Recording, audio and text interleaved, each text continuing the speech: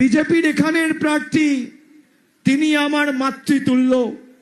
তিনি বলেছেন মমতা বন্দ্যোপাধ্যায়ের চুলের মুঠি ধরে আমি নিয়ে আসবো। আমি কোনো তৃণমূলের নেতা সৈনিকদের বলবো কোনো রকম কোনো খারাপ শব্দ বা অপশব্দ তার বিরুদ্ধে ব্যবহার করবেন না।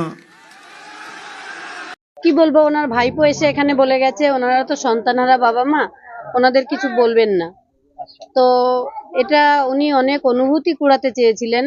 আমি বলবো না, ওনারা আমাকে এমন বলেছেন যে ওনাদের বলতে বলতে সমস্ত স্টক শেষ হয়ে গেছে, আর কোনো কটু কথা নেই যে ওনাদের ভান্ডারে, সেটা আমাকে বলতে পারেন।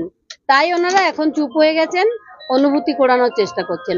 ভাইপো এসে বলে গেছে আমাদের বিরুদ্ধে যেন কিছু না বলা হয়, আর পিসি আমাকে সমন ধরিয়েছে। এটা কি? আমাকে ওভাবে থামানো যাবে না। ভয় দেখিয়ে আমাকে সামনে আসুন মারতে, হয়তো দেখবেন আপনি পাথর ছুটছেন, পাথরটাও ভেঙে যাবে, কিন্তু আমি সেই শক্ত হয়ে দাঁড়িয়ে থাকি।